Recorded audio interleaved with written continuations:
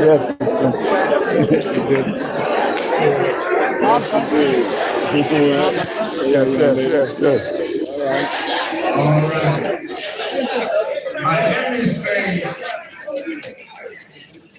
Let me say that every year on King's holiday, we ask public officials to come and address us on what is the state of the dream under their domain.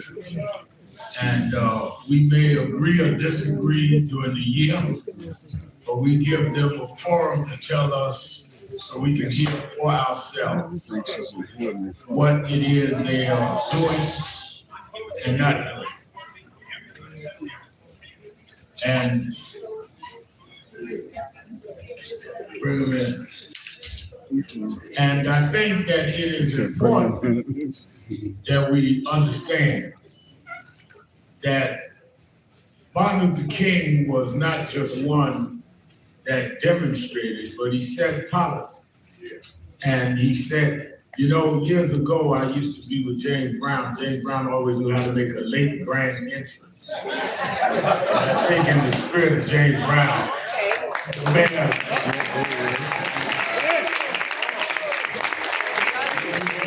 James Brown on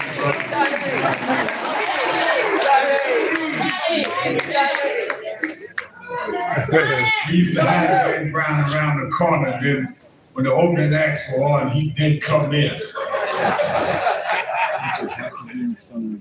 So I want us to know that we want to hear policy. And we want to hear what we're doing and how it's being done.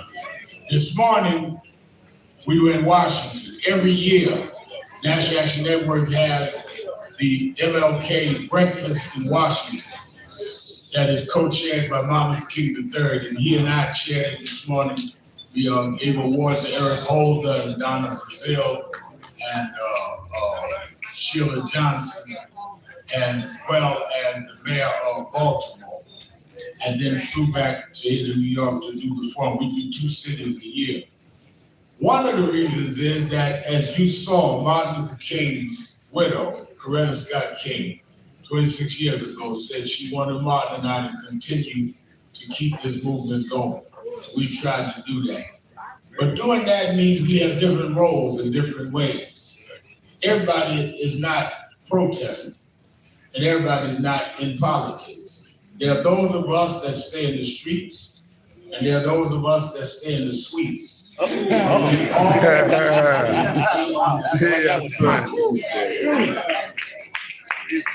I've seen too many people come through here that were grassroots until they got elected. And then we don't hear from them no more. And I've seen people that came out of nowhere and got elected and ended up delivering. We don't want to hear your rhetoric. We want results.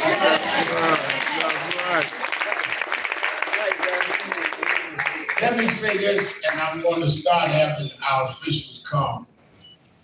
There's never been a time more in my life that the dream of Dr. King is at risk than right now. The major laws passed in the King movement, Voting Rights Act of 65, Civil Rights Act of 64, are both under threat right now. Section 2 of the Voting Rights Act is in front of the Supreme Court. And with this court, it can be wiped out or diluted. The fight against DEI is the core of what the Civil Rights Act of 64 was about. The Trump administration is a direct threat to King's dream. In fact, for us to stand here today and see an unarmed white woman shot and killed in New Orleans, and no one I'm sorry, in Minnesota. Y'all didn't know.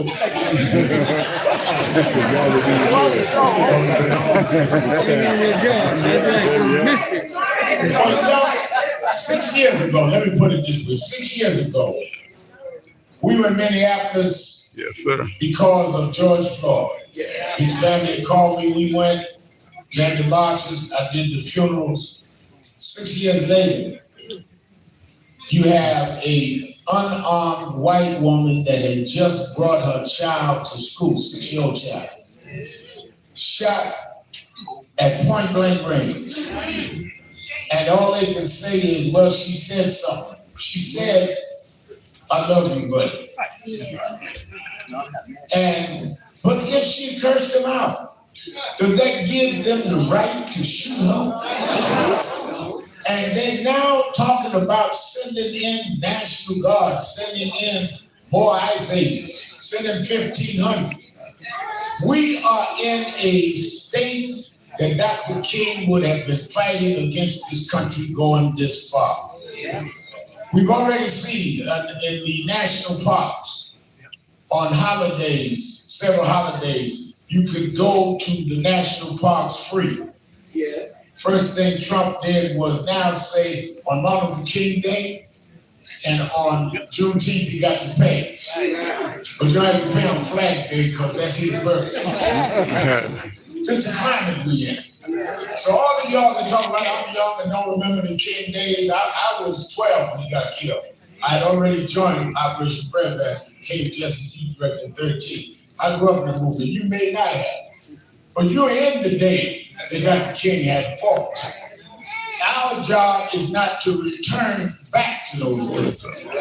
That's why we are passing tests. Because if everybody's going to do everything we want, if people are on our side, we can disagree without being disagreeable with. Because we have folks that are adversarial to the interests of our community. And we need to make a pledge on King Day that we're going to fight and make what should happen to preserve the dream of Dr. King.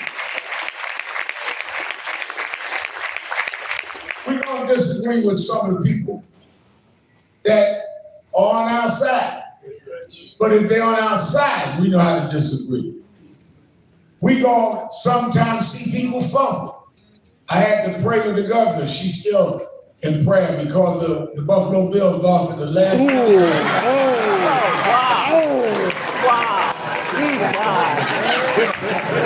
Wow. Sometimes you can just miss every game.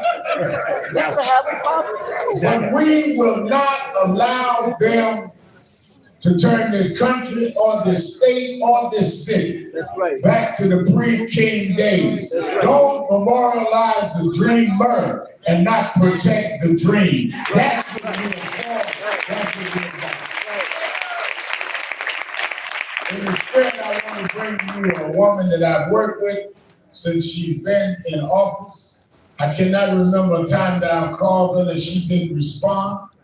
I cannot remember a commitment she didn't keep. I cannot remember if she said, I can't go with this, but I can do with that. She didn't do it. And I've grown to respect her and consider her one that has worked with this organization and our movement. And she is, in my opinion, earned the right to start us off today. The governor of the state of New York, Governor.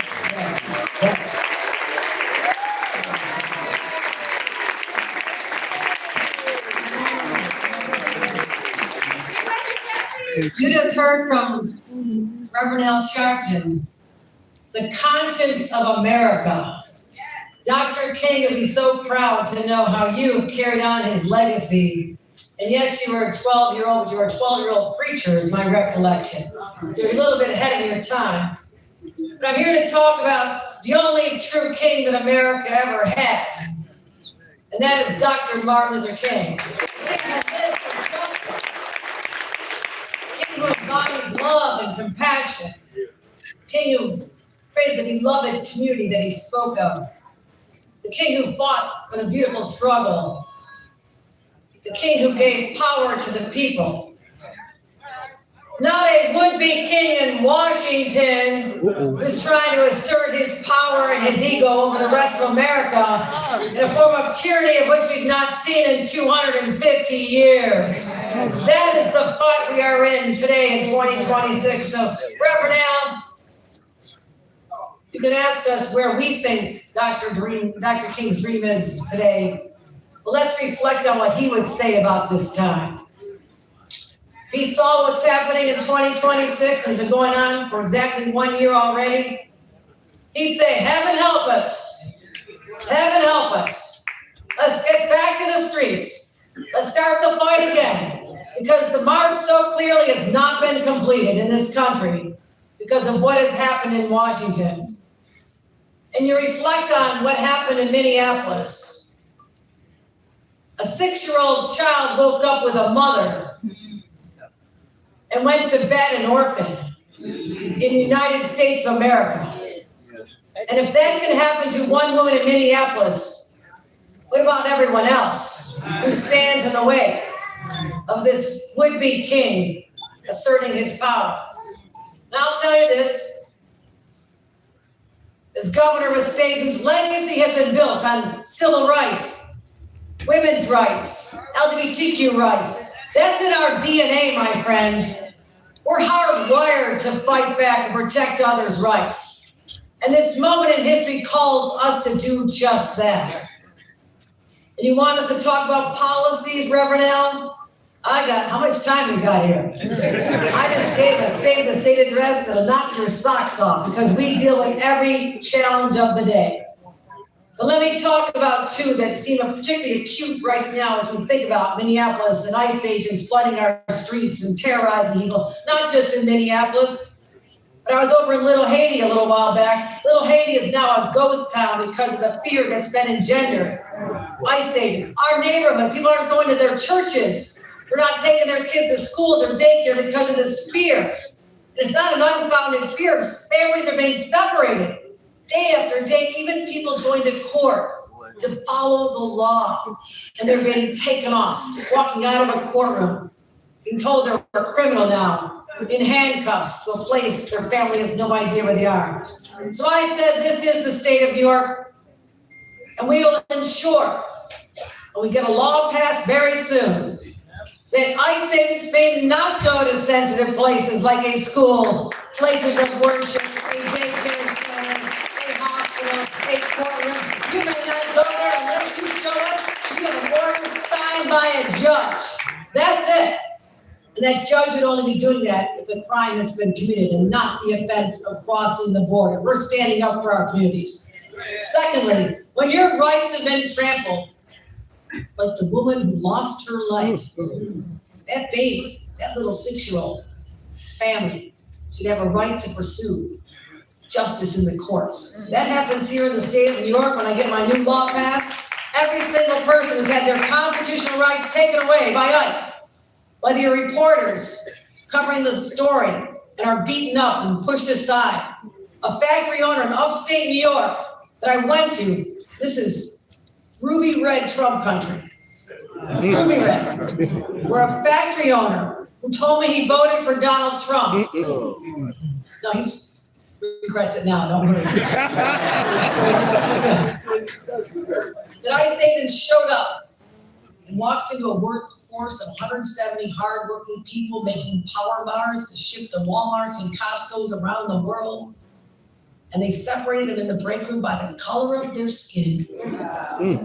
Whites over here, black and brown over here. The black and brown individuals were taken away by ICE. Didn't care if they were U.S. citizens, didn't care if they had legal status, didn't care a damn thing. And in fact, 6 of them were mothers with children under the age of 1 who were nursing their babies, and they were separated from them. I'm a mother. I'm New York's first mom governor. You tell me stories like this, the depravity and the cruelty going on in our own state? We have to stand up. They should have rights to sue and say, you damaged my economic well-being, you hurt my family. You have a right to stand up against power. That's what I'm talking about here in the state of New York. And briefly, the policies that we're talking about, ensuring that we have affordable child care for every child who calls themselves in New York. And I want to thank our Mayor Montgomery for standing with me in this fight. Because I am that mom who had to give up a job I loved because I couldn't find affordable child care. And why am I so vested in housing, the right of decent housing for everyone? Because my parents used to live in a trailer park next to a steel plant where Dad and Grandpa worked. It was tough. And I lived in an unheated attic in Buffalo. Why do you think I'm so tough? Space heater. I shared that attic with 2 brothers. We didn't have a lot of room for our big family. So housing means so much to me. And how do we get out of that trailer park? How do we lift ourselves out of that? My dad was able to get a college degree and could stop working at the steel plant. That's why college education means so much to me. Because it lifted my family out of their circle. I want that opportunity for everyone in my budget.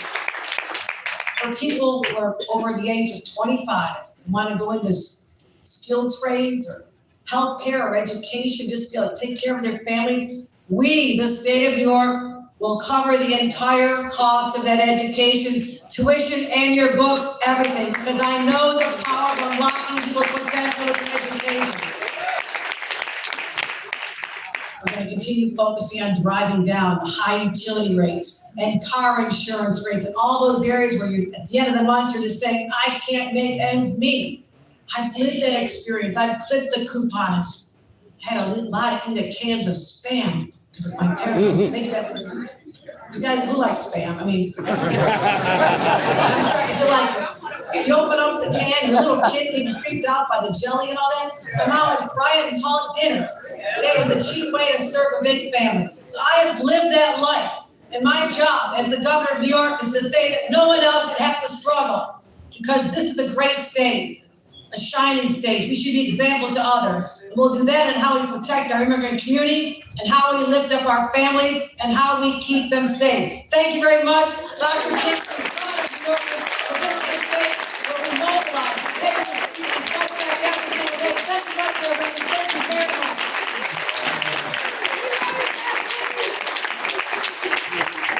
Governor Kathy Hochul.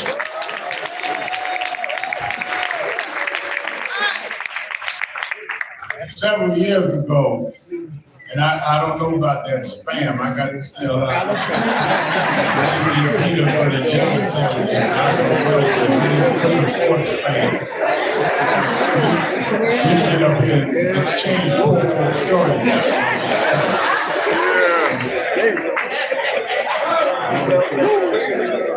Several years ago, when Governor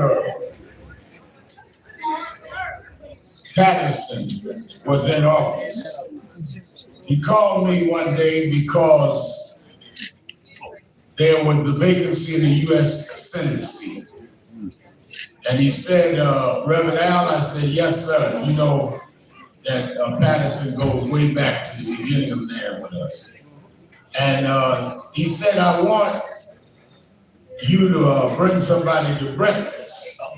I said, okay. He said, you had taken Barack Obama to breakfast and Sylvia's made a lot of news and others. I want you to take a guest to breakfast. I said, who? He said, Caroline Kennedy.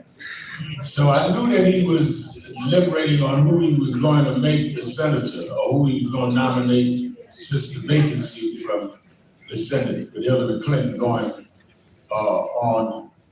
And I said, okay. I had breakfast with Caroline. We ate in the front of the pane windows so everybody could get pictures. So I went back just knowing I had the inside scoop. Then he called me 2 days later and said, Reverend Al, Saturday at your regular Saturday rally. He said, are you feeling I want you to have a speaker? I said, you want somebody to speak on my broadcast Saturday, right here? I said, he said, yeah. I said, well, who do you want to have? He told me. I said, well, who is that? He said, you'll know by Saturday. And that Thursday, he nominated and put in to fill that vacancy, Senator Kirsten Gillibrand. She came that Saturday, and I said, I introduced her as Gillibrand. I couldn't say her name right. But she has been here ever since and has stood with us on issues that were tough and controversial. And I want you to greet Senator from the state of New York, Senator Kirsten Gillibrand.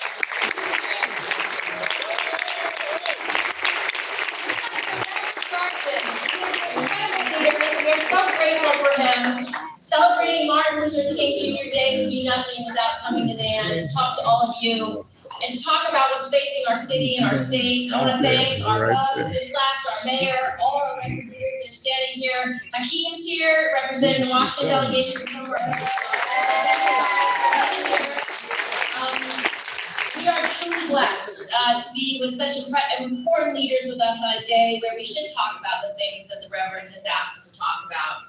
How far away are we from that dream? Are we still fighting for the right things? Are we still fighting for a dream that every person born in this country, any person who comes to America with a dream in their heart, can make a difference to help people, to grow our community, to grow our city and grow our state?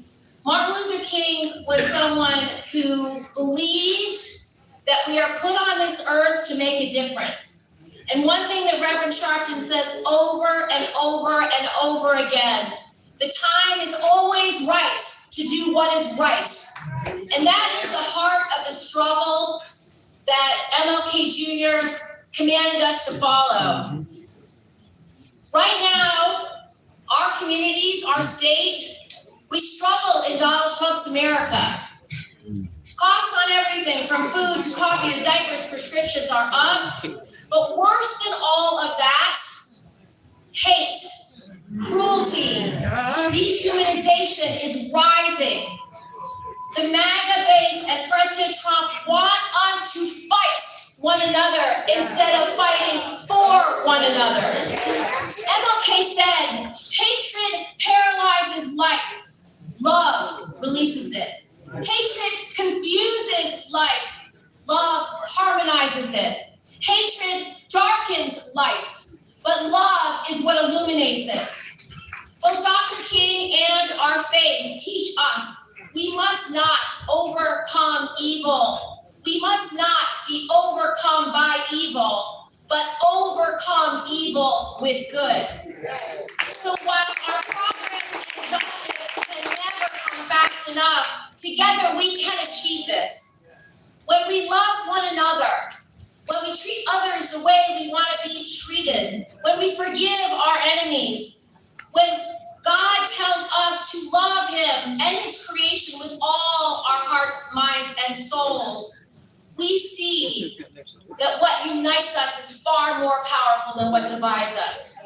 Hate will not distract us from fighting for the roof over our neighbors' heads. Hate will not distract us from getting food on the table for every family. Better jobs, higher pay, a healthcare system that wants to keep Black moms and Black babies alive. Together, we will get the guns off the streets.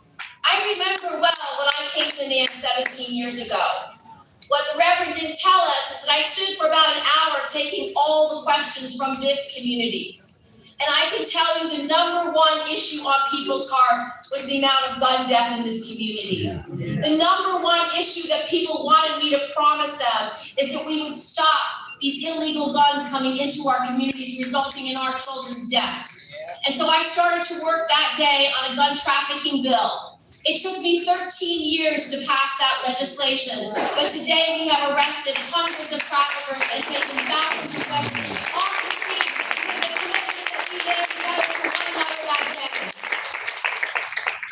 So when we are fighting these good fights, we must not grow weary. We are asked to fight the good fight every day. Right. Yep. We are told that when the day of evil comes, we are commanded to put aside the deeds of the darkness and put on the armor of light. Yeah. When you have the armor of God on you, you can stand your ground. He is fitted with the righteousness of the gospel of peace. So we are commanded to pursue righteousness and godliness and faith and love, endurance and gentleness. Fight that good faith fight until the end with our faith. So God bless you, Ethan. God bless this whole community. I live and I'm grateful and love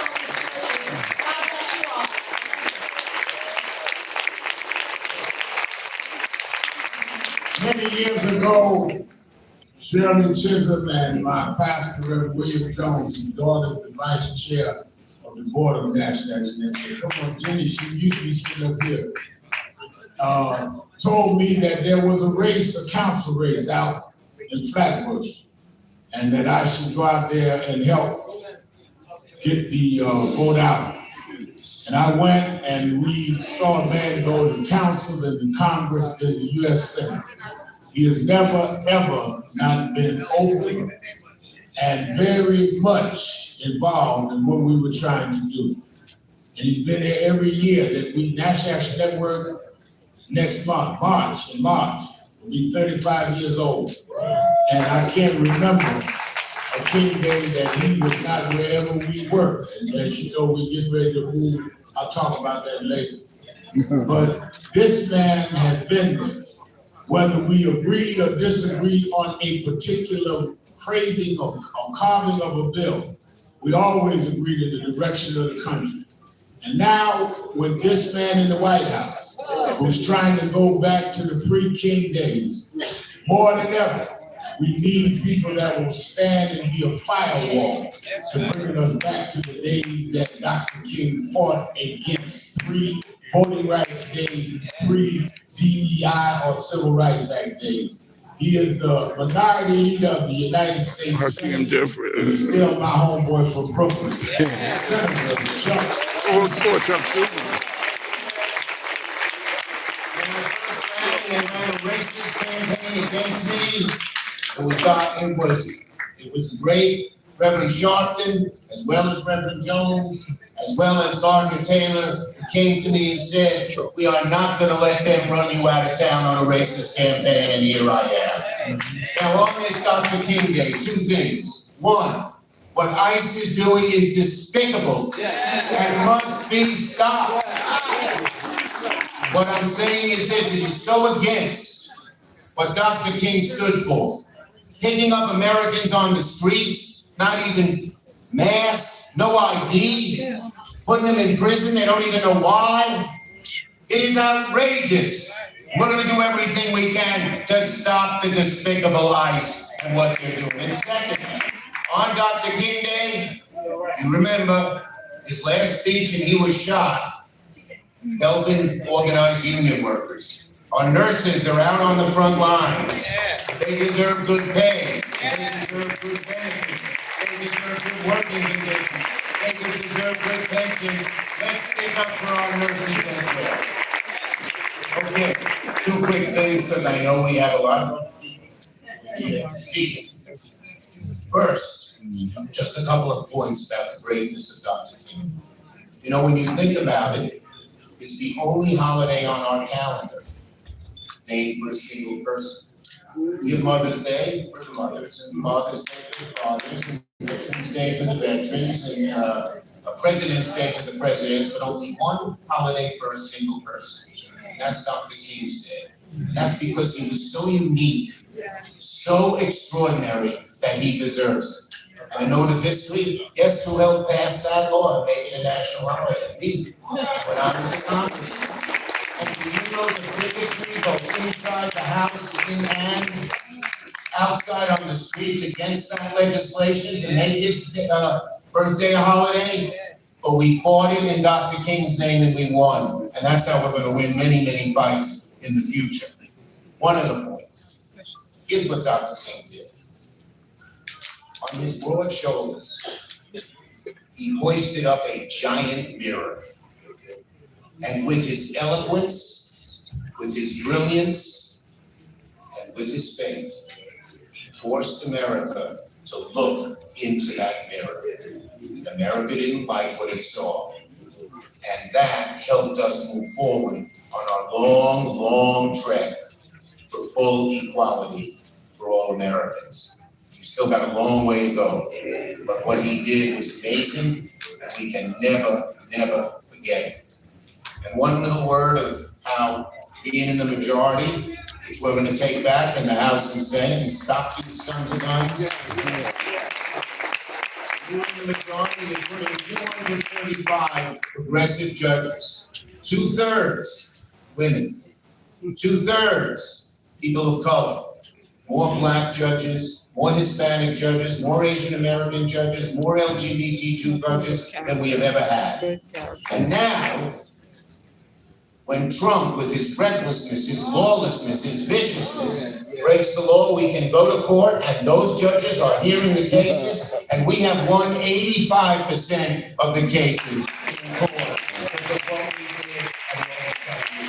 So voting makes a difference, fighting makes a difference, struggling makes a difference. God bless you. God bless NAM. God bless Dr. King and his family. We will fight in regards to leadership as well. Thank you. Senator Schumer, give him a hand. Every Christmas and Thanksgiving, we feed the seniors and the homeless here. That's how I spend our holiday. And we ask people to come and help to serve. And because they are holidays, some come and serve an hour or two. Some stay longer. Year before last, one guy came and said, I came to help serve. And we gave him a station toward the end. He wasn't even near the center of the photo shoot. Everybody be knocking folk. You know, I used to think folk liked me. They really was just trying to get the camera shot. And he wasn't trying to do that. And our vice chairman, Jennifer Jones Austin's daughter, said about 4 o'clock that he said, you know, there's one guy that's been here all day serving people. And we said, who's that? It's some assemblyman or something. I said, okay. About 3 months, 4 months later, he came and saw us at the corporate office, told me he was running, brought one person with him, his sister. And he said, by the way, you know, I was there serving on Christmas Day all day. I said, really? He said, yeah. He said, I said, you running for mayor now? He said, yeah. Well, he ran. And he kept coming back. And he kept talking to me. He'd call and check in. And he'd say this and say that. And you know, I like underdogs because nobody thought I'd be nothing. After all this thing out, trying to get on the stage, used to say I would never be on the stage. That's why I'm sitting on this right now.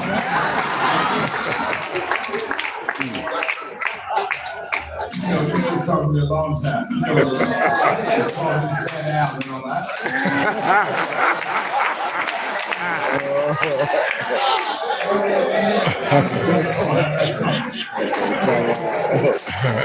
I could say that I've never reached out to him and he didn't respond. And he never said things that he will always say, I don't know, or I'm with you on that. We do not need a mayor that is going to make us feel good. We need a mayor that's going to make us do good. We don't need someone that will feed us something that they know they're not going to do. Our city needs a lot of help.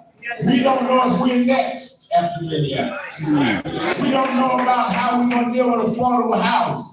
We don't know how we're going to deal with how we protect citizens, but at the same time don't undermine policing so that citizens can be protected. We just don't want bad cops. We don't know how we're going to deal with that, but we do know that there's someone in charge that has got and gained the confidence of the people of this city. And I'm going to work with him, and we want to hear from him on King Day. First time he's addressing us as the mayor of the city of New York. Mayor, go around.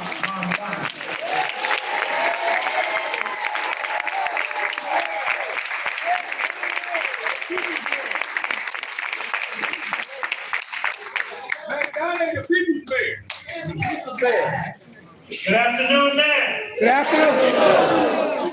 It is a pleasure and frankly a privilege to be here. You know, just before I begin, Dr. King's Day is a day when oftentimes so many of us turn to his words. We think about his legacy in terms of the language that he left us. And one of the many things that I appreciate about being here at NAN is an understanding that the importance of legacy comes from the service that was left behind and the service that we must do. And so I thank you, Reverend, for always having service at the heart of what leadership and legacy can look like.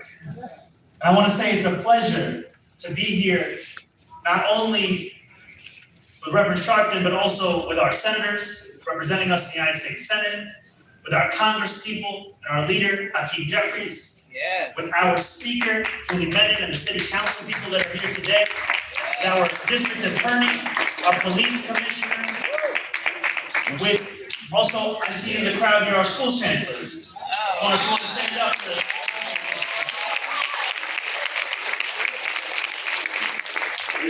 somebody from the administration speaking everything. And I want to also thank, we have our controller here today as well with us, as well as members of the New York State Assembly and the State Senate. And I thank all of these many leaders because what you see on this stage is the fact that leadership can never be contained in one person. This work can never be done alone at an individual level. Politics can never be distilled into the act of self. It has to be about a collective. And so when we think about how we will move